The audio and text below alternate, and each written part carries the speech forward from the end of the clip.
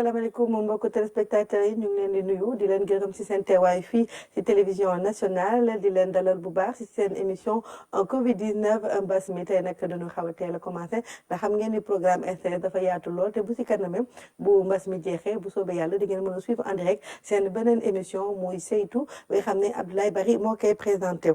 tey nag sunu ganu émission nag mooy professeur Cheikh Tidiane Ndour di médecin colonel chef division lutte contre le sida fële sa ministère de la santé et de l'action sociale muy direction ba nga xam ne day toppatoo lépp la nga xam ne mooy xeex sida ci sunu réew lu tax nu invité ko nag tey parce que ñëpp xam nañ ne sida ak Covid 19 ñu bëri ñu ngi siy waxtaanee te di wax ne xëy na ñi nga xam ne dañu am feebaru sida bi tamit ñoom dañu xaw a vulnérable en tout cas ñu ngi siy dégg ay wax yu bëri yoo xam ne ñu ngi ko si wax lépp nag professeur Ndour dinañu ko leeral tey si émission bi balaa loolu nag dañu dem fële sa ministère de la santé indi leen bilan du jour maanaam la nga xam ne feebar bi Covid 19 bi naka la taxawee tey si Sénégal. maa ngi ñëw di leen di jottali lim bi nga xamante ne suñu dëkk Sénégal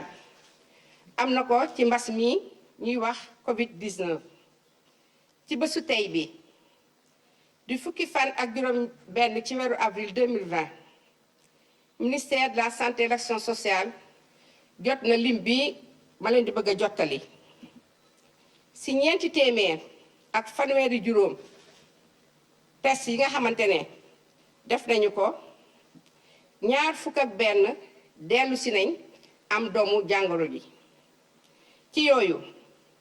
fukk ak juróom-ñeent cas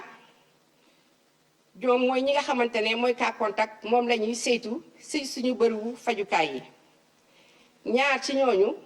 mooy ñi nga xamante ne moom la ñuy wax transmission communautaire maanaam kenn xamul kan moo leen wàll doomu jàngoro ji ci ñi nga xamante ne ñu ngi feebaroon tëdd ci bërëbu fajukaay yi ñeent ci ñooñu saytu nañ seen wér-gu-yaram kenn gisatu ci doomu jàngoro ji ñoom wër nañ te génn nañu ñi nga xamante ne ñoo des ci bërëbu fajukaay yi seen wér-gu-yaram mi ngi am tan bi feebar bi di mbas mi ñuy wax Covid 19 duggee Sénégal ba léegi ñetti téeméer ak fanweer ak juróom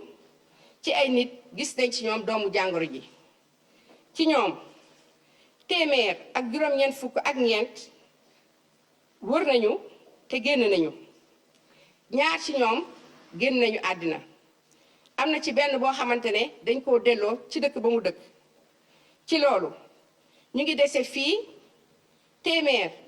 ak fanweer ak juróom-ñett ñi nga xam ne ñu ngi leen di faj ba léegi ci bërëbu fajukaay yi ministère de la santé et de l'action sociale mu ngi ñaax askan wi ñu gën a déglu di farlu ci li nga xamante ne moom la ñuy wax ne bu ñu ko defee feebar bi dina leen sori te du leen dal ci loolu ñu ngi fàttaliwaat ne am na farata lool ñuy gën di raxas loxo yi di toog diggante ñaari nit ci wàll xàll boo xamante ne egg na 1 mètre di booy sëkkat wala ngay tisooli di teg sa mouchoir ci sa bakkan wala ci sa gémmiñ te boo paree nga sànni ko ci bërëbu fajukaay yi bërëbu mbalit mi ñu ngi leen di gërëm di leen sant wasalaam. waaw jërëjëf ñoo ko déggandoo professeur Ndour tey naka nga jàngate tey li nga xam ne mooy bilan bés bi tey. waaw comme li ñu doon wax keroog rek parce que buñ ne épidémie ça veut dire que cas yi moom faaw mu dem ba benn dayo bi door a commencé wàcc loolu tubaab di wax pic de l'épidémie léegi dayo pic bi nag ak diir bi muy duré loolu yëpp mu ngi aaju ci ndax askan bi mu ngi farlu bu baax ci recommandation yi waaw loolu nag des na ci askan bi pour pic bi bañ a koy trop voilà te du yàgg. waaw jërëjëf professeur Ndour tey nag li tax nu invité la may fàttali nag nit ñi que yow médecin colonel may yow tamit yaay chef division lutte contre le sida fële sa ministère de la santé et de l'action sociale sa teewaay teg fii mooy waxtaane mbirum VIH sida mi ak Covid 19 bi ndax ñëpp a ngi laam-laame ñaari feebar yi da nuroo benn la am na la nga xam ne jot nañ ko daal nuróole daal ñu ngi si polémique bu baax Sénégal ak si bitim réew mais dama bëgg rek ngir nit ñi mën a comprendre si fan la ñu nuróowee ak fan la ñuy dajee nga fàttali ñu si VIH sida bi nga xam ne feebar bu yàgg la fii si sunu réew ak si àdduna. comme ni nga ko waxee xam naa sida bi peut-être que Covid bi sonn nañu trop mais xam naa jotuñ ko fàtte waaye pour rappeler nit ñi rek mooy feebar boo xam ne mu ngi dugg ñëw feeñ si jamono léegi déwén mu am 40 ans maanaam c'est en 1981 mu am lu bëri nag lu mu niroo leeg Covid bi parce que yaa ngi fàttaliku 81 kenn xamuloon feebaru lan la comme liñ dundoon rek si Covid bi amul diagnostic amul traitement toog nañ ay fukki at ak juróom mu door a am traitement boo xam ne bii mu ngi marché bii tam bi mu génnee problème yooyu lañ am xamuñu woon lan la mais très rapidement ñu xam ne coronavirus la def ay test diagnostic et déjà traitement yi am na ay recherche en cours xam naa ne moo nar a gën a gaaw fuuf VIH bi et donc ñu roye lu bëri surtout li ñu dund actuellement parce que bu ñu ne VIH mooy doomu jàngoro boo xam ne bu duggee ci yaramu nit ki day nasaxal lii aar yaram bi moo tax feebar bu ñëw rek daf ko yombalal muy parasite du virus du champignon infection yu bëri seetlu nañ tam bu duggee si yaramu nit bala muy commencé am ay signes li ñuy wax incubation day yàgg lool day def 7 ba 10 ans moo tax ñu si bëri boo leen buggee gis doo leen xaar hôpital xam nga moom la ñu dund fi mu nekk nii ak cas communautaire yi mu doon loo xam ne presque même stratégie lañ nar a ut pour dem seeti leen si communauté bi di leen si dellu si peut-être si recommandation yi. waaye nu bëggoon dellu si semité maanaam nuroo liggéey ñu ngi naan ne que ñaari feebar du nuroo ba dee ne sax ñaari virus yi sax dañu xaw a am lu nu bokkoon naka la demee noonu. bokkuñ nag peut-être que évolution infection mooy demee noonu rek bu nekk dem incubation invasion phase d'état après guérison mais comme li ma l'expliqué nii du point de vue épidémiologique feebar yu bees yëpp ñoo niroo bu doonoon bactérie sax noonu lay demee day ñëw ñu ne waa bii ban feebar la gëstu ba xam ne bii feebar la door ko utal diagnostic ak traitement et donc li ñu rool daal mooy nit ñuy duggee ci àdduna mooy feebar bu bees boo xam ne kenn xamu ko waaw. ni ngi naan tamit ñi am VIH sida ñoom dañu exposé taw c'est-à-dire comme ni ñu waxee mag yi dañ ko war a moytu est-ce que loolu tamit am na que ñi am feebar VIH war nañ moytu bu baax Covid-19. loolu tam dinaa si joxe ay leeral parce que su may waxee yow nii gëstu yaa ngi en cours amul dara loo xam ne formellement nañ ne lii la mais dafa am loo xam ne njortu la bu doonee VIH mun naa la joxe ñaari groupe benn groupe bi mooy ñi nga xam ne am nañ ko ñu dépister leen di leen jox traitement ñu koy jël bu baax ba dem ba ku xayma doomu jàngoro seen yaram doo ko gis li ñuy wax charge virale indétectable ñooñu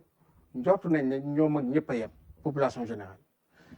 beneen groupe bi nag moom moo mun a poser problème mooy ki nga xam ne xamu ko dem ba stade de sida ki nga xam ne xam na ko mais fajuwul ki nga xam ne xam na ko di faju te jëlul garab bi correctement nekk en échec thérapeutique ñooñu li leen boole mooy seen li aar seen yaram day gën a naxas day gën a nasax maanaam infection bu ñëw daleen di dal muy parasite du virus et donc njort nañ ne ñooñu Covid bi dina leen yàpp te forme grave itam dina leen yàpp njortu la nag parce que ay études ñu ngi en cours comme li amoon bi corona bu njëkk bi génnee SRAS bi nit ñi dañ ñëwoon ñi am VIH da leen di gën a lottal mais biñ seetee études yi en réalité amuloon différence ak population générale mais nag boobu ay malades yoo xam ne ñoo jël seen traitement donc en Afrique depuis plus de 4 ans maintenant dañ ne ku am feebar bi dañ lay faj donc théoriquement warul bëri Sénégalais yu ko am te fajuwuñ waaw mais en tout cas kuy faju correctement war a mun a am yaakaar ak benn kii rek moo ci am benn problème bu nga ko mënee tuddee problème parce que seetlu nañ ne aussi ak efficacité traitement bi léegi lañ bëri ay malades yoo xam ne dañ âgé 50 ans plus boole ci traitement bi ak âge bi am li ñuy wax ay comorbidité maanaam ay feebar yu chronique yoo xam ne diabète tension artérielle ak yeneen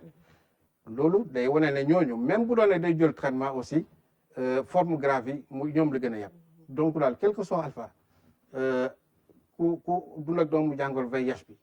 yaa gën a war a gën a respecter règlement yi gars yi di kii au niveau de la communauté nañ ci dellu si waat mooy les conseils qu'on donne tous les jours. mbirum traitement bi est-ce que amagum ngeen ay études wala dara luy wane xëy na que traitement bi ñu joxee ci Covid-19 bi ki am VIH mën na ko def. études yaa ngi kii parce que xam nga bii li tax mu xaw a doy waar ni ma koy misaalee mooy lu ñu war a waxtaan ci biir nekk ñu yóbbu ko ci penc mi parce que nag étude clinique recherche noonu la mos a doxee amul benn garab bu nit di jël te amul foo ko teg ay étapes yu leer ba ñëpp d'accord si mais nag urgence bu amee comme li am ni rawul proposé na yoon mais nag ni ñu jàpp ne traitement de référence boo xam ne àdduna bi dañ ne lii mooy traitement bi comme ni ko sibiru amee tuberculose VIH amagul pour Covid-19 et donc loolu kenn du leen ci gën a taamu mais am na lu ëpp téeméeri ay molécules yoo xam ne nit ñaa ngi koy testé bi ci gën a siiw mooy garabu bi di faj sida am na si boo xam ne association dañ koy utiliser ak yeneen garab donc fi mu nekk nii nañ xaar ba recherche yi pare ñoom ay recommandations yu leer fileeg boobu dama naan gars yi bala jël Nivaquine ba ñaam feebar bee ko gën parce que fi ñu war a def suñ doole ñun ñëpp mooy prévention bi nit ñi xam nan la ñu moytoo jàngoro bi waaw. dafa am impact VIH ci kaw ci Covid-19 bi. waaw parce que mooy ni ma la wax groupe ñaareel groupe bi moom la ñi nga xam ne seen doole daan na sax liy aar seen yaram maanaam mooy ñi nga xam ne dañ ko am jëluñ traitement mooy ñi nga xam ne ñu ngi jël traitement jëluñ ko bu baax ba nekk échec ñooñu infection yi yëpp a leen yem muy tuberculose muy bactérie muy virus yi et njortu nañ ne Covid-19 bi amul benn étude bu ko def chinois yi def nañ ko mais tuuti mala lañ am et donc ñu ngi xaar nag ba am ci ay données lu leer mais njortu nañ ne Covid-19 da leen di yàpp ñoom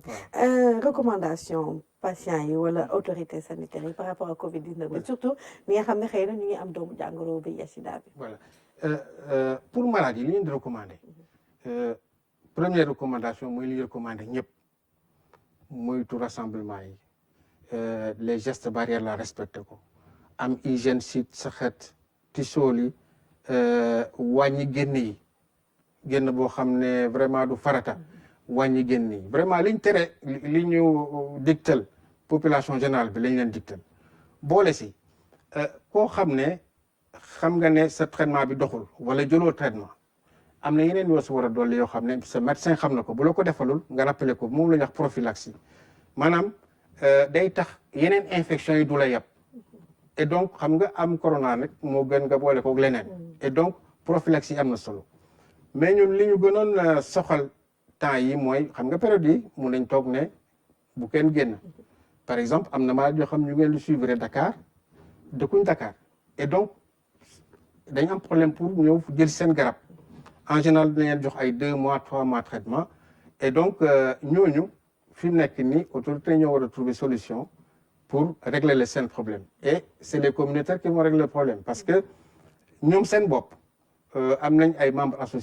associatifs yoo xam ne mun nañ ñëw jëlal seen garab yóbbu leen ko fi ñu nekk et donc suñ problème mooy mesure yi ñu jël bu mu tax ñenn ñi dootuñ am garab parce que nag garab bi da nga koy jël war a ko arrêter pour mu efficace. justement loolu laa bëggoon nu mujjee mooy mbirum traitement yi est-ce que justement c'est vrai que souligné nga une partie. mooy pi ñi nga xam ne da ngeen di joxe traitement pour 2-3 mois pour nga xam ne duñu obligé ñëwaat mais est-ce que tamit jël ngeen dispositif pour xëy na garab bi bañ a manqué xam ne àdduna bi yëpp seen xel a ngi gëstu si Covid-19 Covid-19 mais est-ce que ñu ngi jël tamit motuwaay pour xëy na am stock pour ñu bañ a am problème yooyu tamit. loolu moom nañ la ñuy daal seen xel ne ku ko ci am boo demee hôpital lañ la faj mais encore une fois ñu bañ a nekk di spéculer ci traitement bi kooku nañ ko bàyyi ci loxo ñu ko yore pour le moment prévention moo fi am solo et li ma bëggoon terminer par rapport aux acteurs mooy fi ñu toll nii kii bi cas communautaire yi parce que ñooñu encore une fois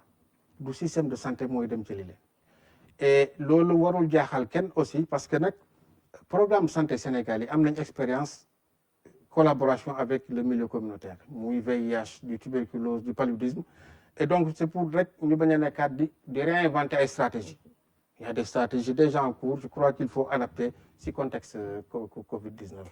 bon merci beaucoup professeur Cheikh Tidiane Ndour si leeral yi nga xam ne indi nga nu ko tey. may fàttali nag médecin colonel la te mooy chef division lutte contre le sida fële sa ministère de la santé et de l'action sociale soxla woon na tey mu leeral nu mbirum Covid-19 ak sida VIH sida ndax ñu ngi si wax yu bëri xëy na nga xam ne leeruñu waaye tey leeral na lépp dañuy dem lu dul fële. sa chapitre bi fekk fa sunu naataangoor di Oumou Kalsoum Sall ngir Allo Diaspora tey nag Oumou Kalsoum Sall ñu ngi lay dalal bu baax na nga def. Ramata maa ngi lay nuyu di nuyu suñu mbokku téléspectateur yëpp di nuyu sa invité di am mbégte bu baax dellu si tey encore ci seen rubrique Allo Diaspora. waaw Oumou Kalsoum Sall tey foo nu demal ak loonu indil. waa Ramata tey nag dañoo dellu ca États-Unis rawat na nag ca New York fa la ñu dem tey ci seen rubrique Allo Diaspora ndax xam ngeen ni sax demoon nañ fa ci jamono yële waaye ci diggante bi situation bi évolué na foofu bu baax nag ci États-Unis rawatina nag ca New York parce que tey jii bu ñuy xool la fa am ci doomu aadama amee feebar bi weesu na ñaari téeméeri junni ñi fa faatu ëpp nañu fukki junni moo tax ñu fas yéene waxtaan ak consul général Sénégal bi nekk foofu di El Hadj Amadou Ndaw waaye tamit dinañ waxtaan ak président association sénégalais yi nekk foofu ci Amérique moom muy Sadio Yaya Bari ñoom ñaar nag la ñu fas yéene waxtaanal tey. Excellence jamono yële ñëwoon nañ foofu waxtaan ak yow mu mel ni ci diggante bi situation bi foofu noonu évolué na bu baax a baax a baax et malheureusement ci niñ koy waxee épargné wul kenn épargné wul tamit doomu Sénégal yi fa nekk ñu bëggoon xam rek tey jii sénégalais yi fa nekk te feebar bi touché leen nan la ñu toll seen situation daal fu mu nekk ni nga wax ñu ko lan la. tey jii nag quarante yi moom bëri na ci lu jëm ci Covid 19 lié au Covid 19 on a 8 cas de décès yoo xam ne c'est confirmé li may wax dafa ko teg ci li nga xam ne mooy les certificats de mort mooy death certificate yi nga xamante ne que moom la yore concernant nos compatriotes décédés mais nag diggante 3 semaines yi weesu enregistré nañu yeneen cas de décès d'abord ñuy jaale ñi nga xam ne jiitu nañu di ko jaarale seen njaboot ci turu président de la République ak ci turu gouvernement au Sénégal yëpp ak ci turu communauté sénégalaise ci nekk ci États-Unis dal waaw ñaamee feebar bi ñu ngi toll ci fukk ak juróom-benn ci li ma xam man. jërëjëf alors Sadio Yaya Bari yow yaay président association sénégalais yi fa nekk mu mel ni situation bu metti boobu moom moo am ci États-Unis rawatina nag New York boobu noonu yéen sénégalais yi nga xam ne nii yéen a ngi foofu nan ngeen di dundee fu mu nekk ni situation bi le ñu wax ni vraiment situation bu ñuy dund fii aux États-Unis man sama wàllu bopp maa ngi fii ci ñaari fukki at mais lu ma gis ni musuñ ko gis ne xam ni balaa bi nga xam ni jàngoro yàlla wàcce na ko fii ci àdduna bi yàlla nattuñu lool ba doomu aadama yi di génn àdduna situation bu ñuy vivre ni musuñu ko vivre ci États-Unis ci àdduna bi sénégalais yi fi nekk tey ñu ngi ci ay tolof ñu ngi ci ay naxar ñu ngi ci ay cas yu triste wax dëgg yàlla. ñi nga xam ne ni faatu nañu consul tey jii pour récupérer ginnaaw bi ñu faatoo pour récupérer seeni néew ci ñi nga xam ne amee woon nañu feebar bi est-ce que nekk na tey jii lu yomb foofu. waaw xam procédure bi jafewul trop parce que bu fekkente la am ku noppalu famille bi dañuy bu ñu wootee souvent fii dañuy wootee 911 bu ñu wootee 911 dañuy envoyé d'abord la police ñooy ñëw constaté ne que nit ki noppalu na ñu dooroon ak les spécialistes ñu door a ñëw mën a jël corps bi bu ñu ko jëlee dañ koy yóbbu ci médecin légiste bi pour que ñu mën a constater le décès bu ñu constater le décès ba pare ci la ñuy wax la famille mu identifier benn service su pompe funèbre ñu ñëw jël corps bi yóbbu ko ci foofu service boobu bu boobaa nag ci la ñuy def ay formalités pour que ñun ñu mën a am les papiers nécessaires pour xam lan moo xew et pour chaque cas de décès les familles nous appellent pour nous en faire part xamal ñu li xew ñu nit ñu topp ci ak ñoom donc loolu mooy liy faral di am bu amee nag ba pare ñu door a vraiment ci contexte bi ñu nekk communauté bi ànd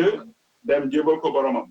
bu dee ñoo xam ne dañu décidé dañ ci fii parce que am na ñoo xamante ne am nañu yéene ba léegi yóbbu seeni corps Sénégal bon ñu ngi xool ci nan lay demee on ne peut pas le refuser cela parce que comme ni communauté d'affaires étrangères waxee képp koo xam ne génn na àdduna te du Covid 19 moo ko sabab dinañ ko defal kayit yi ci war pour que mu dem. mais dañuy jàpp lu ñu wax rek jamono bu ñu toll nii tey wax warul bëre waruñu wax am polémique dañu war a am dara ñu taxaw ensemble sénégalais bu gën ana ñu xool naka lañ koy mën a récupérer jaarale ko ci yoon maanaam ci yoonu l'islam wala ci yoonu catholique mbokk mi imam wala prêtre moo taxaw julli ko jébbal ko boromam. la dogoon ni suuf bi fii la Amérique lay nekk ñu jàppale suñu taxawaay mooy lu dul dara fexe ñu xam ne suñu mbokk bi récupéré nañu ko yóbbu nañ ko ci morgue bi defar nañu ko ñu dem jébal ko borom ci armel bi loolu mooy taxawa association bi ba léegi fi nekk nii. voilà alors Sadio bu fekkee am na rek loo bëgg a tàggatoo. waaw fu ma bëgg a daaneel mooy dañu war a xam ni association bi yëf yi bu mu amee rek ñun dañu taxawal lu ñu wax task force maanaam benn panel bi nga xam ni boole nañu lu ëpp 2 téeméer sénégalais pour kenn ku nekk mu joxe xaalisam tey ji mun naa la wax ni ciblé nañu fanweer njaboot fanweer famille fii ci Amérique pour jox leen kenn ku nekk $200 loolu la am lu may tàggatoo di nuyu consul di ñu leen nuyu di nuyu ñëpp ñuy déglu wasalaam. alors consul balaa ñoo tàggatoo rek xam nañu situation bu metti moo fa am foofu ca New York tey jii ban message daal nga bëggoon a jàllale jëm ci doomu Sénégal yi nga xam ne ni ñoo ngi foofu. damay fàttali rek ne li nga xam ne mooy ndimbal wala assistance bi nga xam ne moom le président de la République jëmale ci askan bi nekk bitim réew fii ci États-Unis d'Amérique il y a un comité boo xam ne l'ambassadeur son excellence monsieur Mansour Elimane Kane moo ko jiite tey la ñu war a def réunion président Sadio Yaya Bari moomu jot na convocation bi pour que ñu waxtaan en toute transparence mais dans toutes les dispositions de célérité pour que ñu gaaw jublu ci njaboot yi nga xam ne soxla nañu xaalis boobu ñu jox leen ko. merci beaucoup merci jërëjëf maa ngi leen di jaajëfal voilà Ramata gis nga ko situation bu metti boobu moo am foofu ca New York ca États-Unis sax laay wax waaye rawatina nag ca New York mu mel ni doomu Sénégal yi nga xam ne ni ñoo nga fa ni ko excellence waxee am na ci ñoo xam ne ni amee nañu feebar bi waaye li ñu mën a jàpp te mooy loo xam ne ni confirmé na ko moo di juróom-ñetti doomu Sénégal ba fi ñu toll ni ñàkk nañ seen bakkan foofu ca New York te feebar bi moo ko waral gis nga tamit président association sénégalais yi li mu wax élan de solidarité bi am solo bi nga xam ne ni am na fa ci wàllu dimbalante ngir jàppale ñi nga xam ne ni tey jii ay njaboot dañu nekk foofu te feebar bi laal leen waaye loolu tamit dañ koy rafetlu ndaxte day fekk si rek li nga xam ne ni njiitu réew mi déjà décidé woon na ko ci ñi nga xam ne ni ñoo di diaspora bi fépp fu ñu mënti nekk te feebar bi laal leen état bi andi dimbalam jëm ci ñoom excellence wax na ko ci liggéey boobu la ñu toll ñoo ngi ciy waxtaan ngir képp rek mën a jot ndimbal bi jógee fii ci gouvernement bu Sénégal kon nag Ramata tey lii lañ leen andiloon ci seen rubrique Allo Diaspora di leen jox rendez-vous ëllëg incha allah. jërëjëf Oumou Kalsoum Sall jërëjëf tamit sa gan yi nga xam ne teew nañ fii si Covid 19 mbas mi si Allo Diaspora muy consul Sénégal foofu sa New York di son excellence El Hadj Amadou Ndaw si leeral yi nga xam ne indi na ko si mbirum feebar bi nga xam ne mu ngi foofu sa New York te sonn na leen surtout tey moom vraiment chiffre yi métti na trop di gërëm tamit monsieur Barry di président association des Sénégalais yi nekk foofu si ñoom si seen taxawaay ba nga xam ne ñu ngi koy def ngir dimbalante toujours dans le cadre si ndimbal bi tamit. fële sa France tamit ñoom joxe na yónnee nañ communiqué pour wax ne que ñoom tamit jot neen dimbal ba nga xam ne président de la République Macky Sall yónnee na ko pour soutenir diaspora bi jot neen benn partie ba nga xam ne pour dimbali leen si xeex Covid 19 bi muy première tranche bi aide urgence bi destinée aux Sénégalais de France nee nañ c'est disponible ba pare pour première tranche bi benn partie bi dañ koy octroyer en priorité aux familles nga xam ne dañu am ay compatriotes yoo xam ne gaañu neen si coronavirus bi foofu sa France beneen leeral bi tamit les familles concernées ñi nga xam ne ñoom affaire bi daf leen concerné ñoom dañ leen laaj ñu jël contact ak service consulaire yi foofu sa Paris Lyon Marseille Bordeaux ak Havre pour formalité yi pour ñu mën a jot si ndimbal boobu tamit ambassadeur bi consul yi généraux yi et consuls généraux yi ak l'ensemble du personnel ñoom tamit ñu ngi jaale bu baax famille yi nga xam ne ñoom ndeysaan ñàkk nañ si seen mbokk foofu si mbirum Covid 19 bi foofu di fàttali di wax tamit di gërëm tamit di réitérer plutôt seen soutien ak seen solidarité au chef de l'État Macky Sall et aux autorités sénégalaises en direction de la diaspora qui est un pilier essentiel de la nation sénégalaise nag ñuy woote ñëpp pour ñu ànd booloo xeex Covid 19 bi te ñu ànd solidaire si dans ces moments yi xam ne dafa difficile Fatou Sakho nag sunu mag ji ñu ngi lay dalal bu baax si émission bi di la wax ne c'est vrai yaa ngi ñu koy wax fan yëpp États-Unis moom au monde dans le monde moom moo jël première place si mbirum décès yi même ak contamination yi tey chiffres yi fële New York ko firndeel na ko vraiment bi situation bi métti na naam si Sénégalais yi mais foog naa métti na si ñëpp ñi nga xam ne ñu ngi foofu. Tout à fait, parce que les chiffres ont encore explosé aujourd'hui foofu ci États-Unis d'Amérique parce que amaat nañu chiffre record surtout si wàllu décès yi parce que li ñu enregistré démb toll woon na si ñaar fukki junni ak juróom-benn yu teg juróom-ñeenti téeméer ak fukk tey ñu enregistré lu mot fanweeri junni yu teg juróom-ñeenti téeméer ak juróom-ñeent fukk ak juróom-ñeent bu ñu defee différence bi entre li ñu am démb ak li ñu am tey décès yi mun nañu wax dem na ba si ñeenti junni nit ñi ñemewuñ ko sax bind waaw dañuy bàyyi rek chiffre démb chiffre tey donc ça veut dire que vraiment foofu c'est catastrophique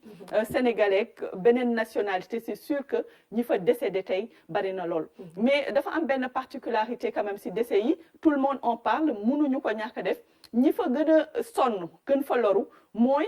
population noire bi parce que foofu nag seen jafe-jafe mooy dañu bëri ay feebar yu sew yu leen suuxu parce que obésité bi dafa bëri ci ñenn ñu bari ñi moo tax feebar bi foofu mu gaaw a dem si cas compliqué dafa yomb ba nga xamante bi moo tax li ñu soxla si ay respirateur mënuñu ko doyal parce que cas compliqué yi dafa bari parce que population la boo xam ne de façon générale que bu weex ak ku ñuul mais dañu ràññee ne si ñuul ñi la gën a bari dañuy faral di ànd ak yeneen feebar yoo xam ne c'est lié à l'obésité ay diabète ay tension moo tax vraiment foofu xam naa balaa ñuy stabiliser dina jafe surtout si ñi nga xamante bi feebar bi jàpp na leen ba ñu nekk ci hôpitaux yi bu dee si wàllu évolution ñi nga xamante bi nombre de cas bi tey am nañ 40 000 yi ma la wax par rapport ak hier c'est 26 000 nouveaux cas la ñu enregistré donc ça a explosé bu dul sénégalais ñeneen ñëpp dina leen laal képp ku nekk États-Unis xanaa gën a farlu rek xamuñu nag fan la nit di rëccee mais xam nañ ne New York moom mooy état bi ci gën a touché Californie il paraît que moom tamit amoon na ay cas mais foofu particularité am aujourd'hui dafa xaw a maîtriser bu baax a baax évolution bi pourtant départ moom ak New York ñoom ñoo bokkoon situation mais ñoom dañu teel a farlu def confinement bu teel a teel ce qui n'a pas été le cas à New York am na ay yeneen état yoo xamante bi feebar bi laal na leen mais li mu jàppee Washington ak New York demewu fa noonu xam naa duñu na sori torop bu ñu ñëwee si situation globale monde bi dinañ gis ne tey feebar bi dem àgg na ba si 2 millions ak téeméeri junni ak fukk ak ñett yu teg 2 téeméer ak ñaar fukk ak juróom benn cas actifs yi léegi mu toll si 1 million 500 parce que dafay yokku évidemment toll na ci million ak ñeenti téeméeri junni ak juróom-ñaar fukk ak ñeent yu teg ñeenti téeméer ak ñaar fukk ak ñett ñi nga xam ne jot nañu wér ci feebar bi ci àdduna bi yépp toll na si juróomi téeméer ak ñeent fukk ak juróom-benn yu teg 2 téeméer ak ñaar fukk ak juróom-ñaar ñi nga xamante bi nag ñoom ñoo si loru ñàkk si seen bakkan toll nañ si téeméeri junni ak ñeent fukk ak benn yu teg ñeenti téeméer ak juróom fukk ak ñeent donc lii mooy situation globale monde bi mais daal États-Unis bu ñu ñëwee si par pays li ma la doon wax léegi moom mooy dëkk bi nga xamante bi tey jii moom moo ëpp ay cas si àdduna bi ñi fa loru tamit bu ñu comparé lii ëpp na keroog daf ko doon xëccoog Italie léegi romb na leen bu yàgg a yàgg mu ngi ci 30 999 fanweeri junni nit ak juróom-ñeent yu teg juróom-ñeenti téeméer ak juróom-ñeent fukk ak juróom-ñett ñoom ñoo loru foofu ci États-Unis ci feebar bi kon bu ñuy xool nombre de cas yi 653 825 boo xoolee fii yëpp kenn dajul si loolu moom mooy pays bi ëpp cas mais aussi moom mooy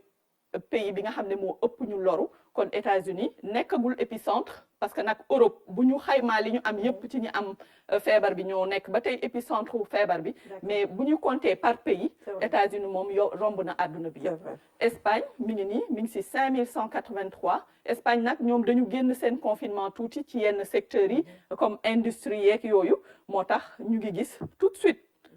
yëf yi moom amul sax xaaral ma dem te ñëw fi ñu koy defee fa la lay wane boppam mi ngi yéeg depuis hier mi ngi yéeg mi ngi ci 5183 nouveaux cas même si décès yi évidemment tane na tuuti tey enregistré na lu toll si juróomi téeméer ak juróom fukk ak benn ci nit ñu ñàkk foofu seen bakkan buñ ko xaymaa par rapport ak démb gën na suufee tuuti lu toll si ñaar fukk ak juróom-ñaar Italie tam noonu la mais moom comme ba tey rek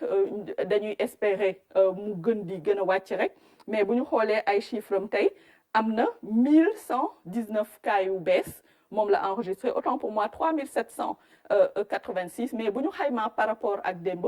ci la am différence su 1119 décès yi toll na si 22 170 aujourd'hui ci bëccëgu démb ak tey bi rek enregistré na lu toll si juróomi téeméer ak ñaar fukk ak juróom wante ba tey dafa gën a wàcc par rapport ak démb bu ñuy xayma toll na si juróom fukk ak ñett France moom enregistré na tey juróom ñaari téeméer ak juróom fukk ak ñett ci ñoo xamante bi ñàkk nañu seen bakkan mais chiffre bi si nouveau cas yi yéegaat na gis ngay fan yee ñu ngi woon ci ay 2000 tey tolluwaat nañ ci fukki junni ak juróom ñaar moo tax déconfinement bi ñuy wax kooku moom xam naa il faut ñu xool ci yan anam lañ koy defee. waaw c'est vrai que déconfinement bi foog ñu xaar parce que Chine moom balaa muy déconfinement moom dafa xaar ba mu leer na ko ñëpp tane neen wër neen mu door a ñëw aussi déconfinement mu door a commencé waat génne population te gis nañ ne ko encore dernièrement chiffre yaa ngi commencé waat di ñëw. nu dembale si suñu ñëw si suñu continent Afrique kon xool naka la fi taxawee tey. voilà Afrique tey enregistré na 18 037 cas maanaam fukki junni ak juróom-ñett yu teg fanweer ak juróom-ñaar cas actifs yi toll na si fukki maanaam ñi nga xamante bi ñoom ñooy dund ak doomu jàngoro bi tey bu ñu dindee ñi faatu ak ñi nga xamante bi faj nañ leen toll na si fukki junni ak ñett yu teg ñetti téeméer ak juróom-ñaar ci bëccëgu démb ak tey ci continent bi enregistré nañ lu toll si junni ak téeméer yu teg ñaar fukk ak juróom-ñett ñi nga xam ne ñoo fi ñàkk seen bakkan toll na si juróom-ñeenti téeméer ak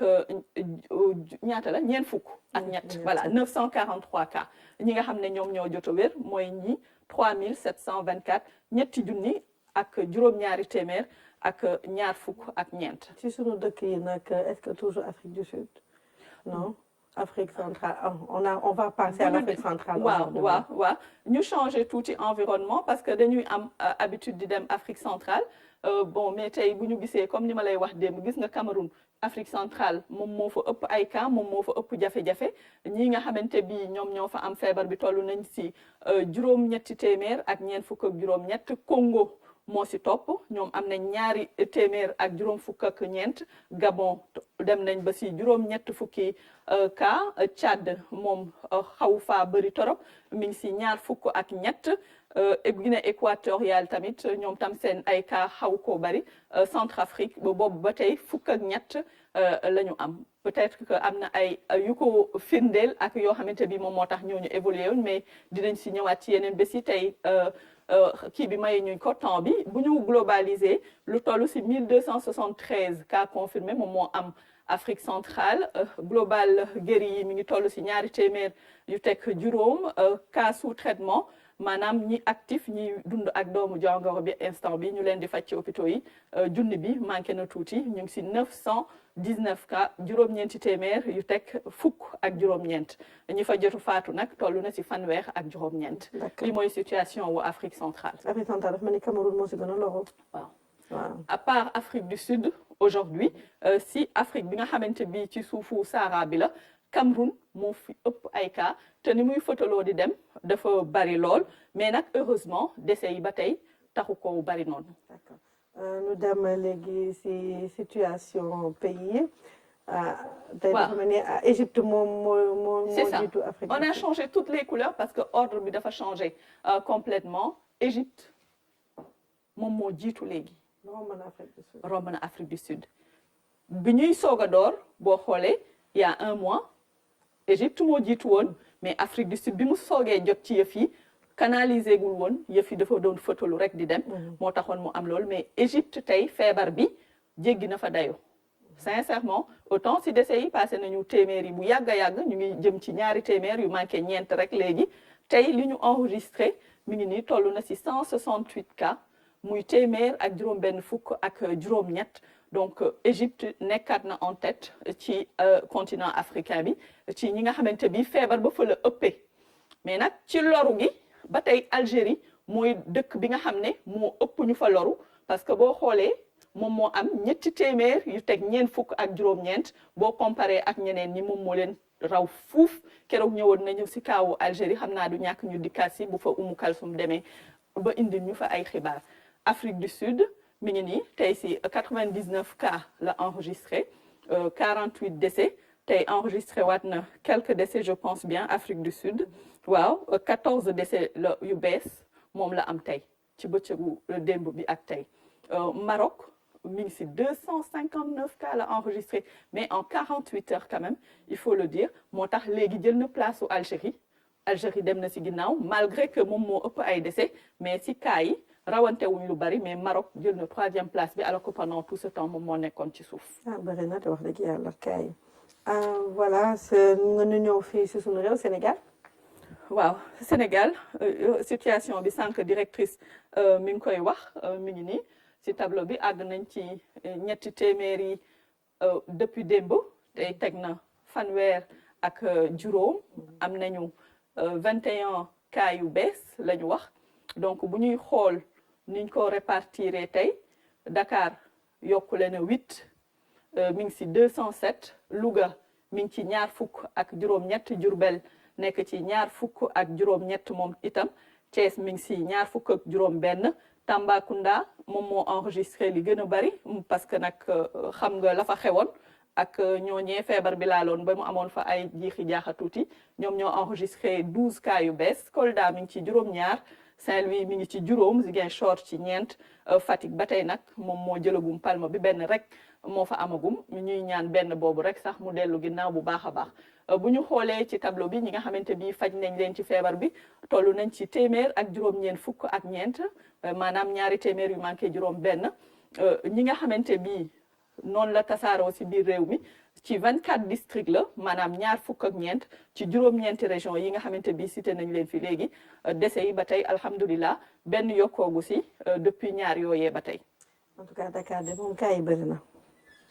ñu dem ak cas communautaire yi. waaw cas communautaire yi il faudrait vraiment que mooy yiy juux ci biir askan wi te xamuñu fan la jóge. mu ngi noonu daal léegi dañuy dem si conseil pratique.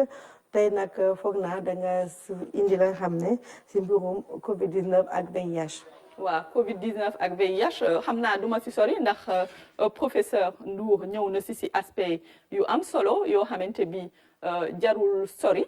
parce que xam nañ ne rek ne ñi nga xam ne dañu am déjà benn jàngoro et puis bu chronique bu sax si ñoom ñuy def ay traitement pour ñu toppatoo seen bopp du yomb torop déjà traitement bi c'était assez lourd. bon neexul torop du li leen gënal mais il faut ñi leen wër comme ni ko OMS di diglee jàppale leen bu baax a baax ba ñu mun a farlu si mesure barrières yi parce que ni muy mun a loree ñi nga xamante bi amuñu ko te jëluñu benn garab noonu la leen mun a loree ñoom ñi nga xamante bi aussi dañuy jël ay garab donc ñëpp ñoo yem ci Covid 19 bi képp koo am na nag da nga am doomu jàngoro sa immunité maanaam sa yaram doole ji day wàññeeku donc da nga war a gën a mun a farlu ci li nga xamante bi moom la ñu digle. d'accord ñu dem Coronews mais Coronews tey dañu njëkk a yóbbu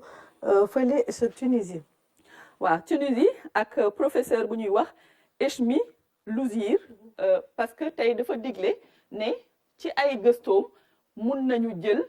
ñi nga xamante bi dañu am doomu jàngoro bi ba pare te ñu faj leen ñu wér professeur Diop bu centre transfusion mi ngi koy wax keroog ak Omar Diaw ñu jël ñu maye seen deret pour utiliser ko pour mun a faj ñi nga xamante bi ñoom ñoo am doomu jàngoro bi te nekk ci cas yu critique yi donc muy réflexion bu am solo du ñàkk xam naa scientifique yi ak borom xam-xam yi dinañ ci gën a gëstu. d'accord ñu dem ci xibaar tamit ba nga xam ne neexul tamit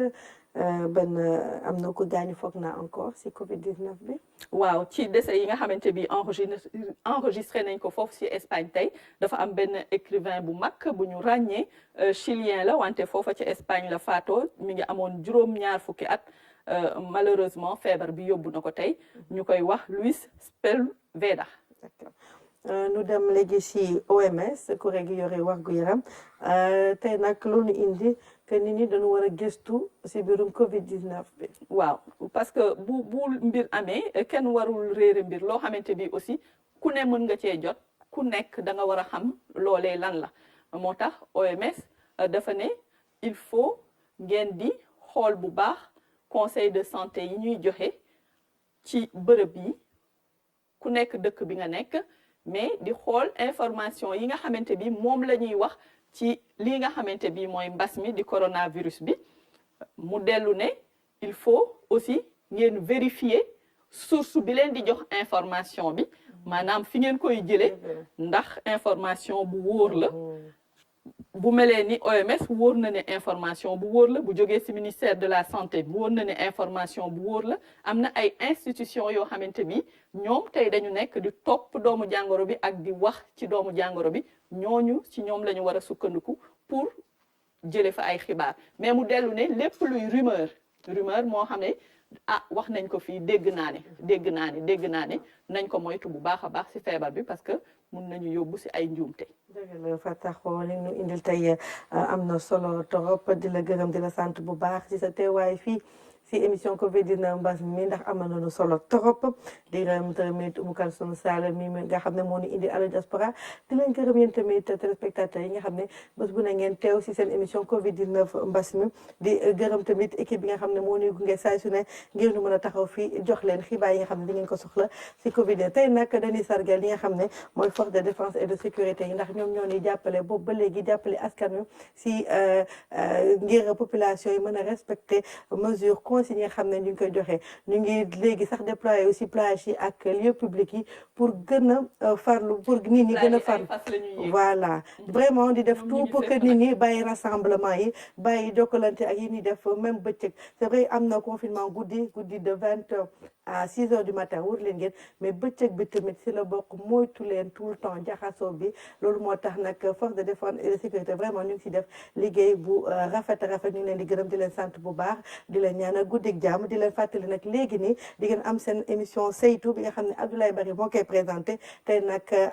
Beydi Agne lay recevoir muy président du conseil national du patronat ak Souleymane Astou Diagne di enseignant chercheur kon nag Abdoulaye Bari ñu ngi lay xajal nag xam naa léegi nga jël antenne bi ngir émission saytu